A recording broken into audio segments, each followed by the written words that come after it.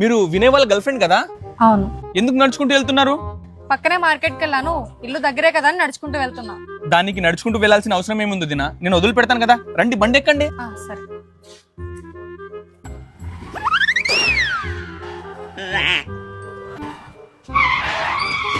ఇక్కడ ఎందుకు ఆపారు? అది ఇంట్లో పానీపూరి తీసుకురమ్మన్నారు, అందుకే తీసుకెళ్దామని. ఇక్కడ పానీపూరి చాలా బాగుంటాయి. అవును దినా, మీకు ఇంతకు పానీపూరి అంటే ఇష్టమేనా? ఇష్టమే, కానీ ఇక్కడ ఎలా ఉంటుందో తెలియదు. అవునా, ఇక్కడ చాలా బాగుంటుంది, ఒకసారి రండి టేస్ట్ చేద్దురు గాని. సరే. వదినా, మీరు పానీపూరి తినండి, నేను ఇంటికి పానీపూరి ప్యాక్ చేయించుకుంటానే. సరే.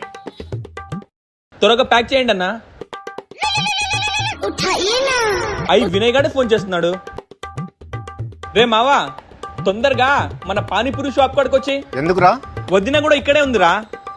అదేరా నీ గర్ల్ ఫ్రెండ్ మహేశ్వరి. రే, ఇప్పుడు తను నీ వదిన